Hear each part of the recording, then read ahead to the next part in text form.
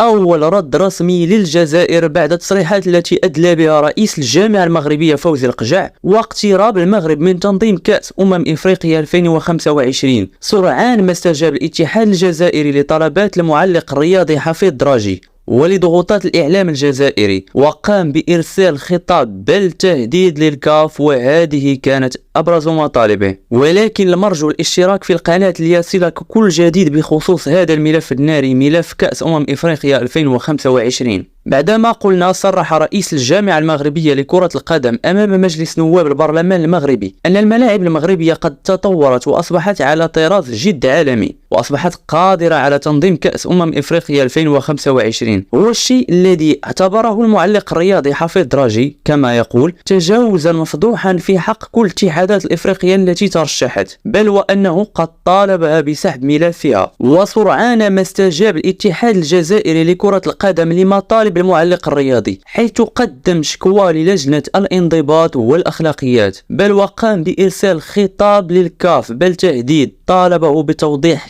كافة الأخبار والشائعات المتداولة في الفترة الأخيرة، وهدد الكاف بسحب ملف ترشح الجزائر لتنظيم كأس الإفريقية 2025. يقول الاتحاد أنه إذا ثبت وجود أي تلاعب أو تدخل خارجي في تحديد البلد المضيف للبطولة قبل الموعد المحدد، فإن الجزائر ستنسحب رسميا. شارك معنا رأيك في التعليقات، من في نظرك يستحق شرف تنظيم كأس إفريقيا 2025؟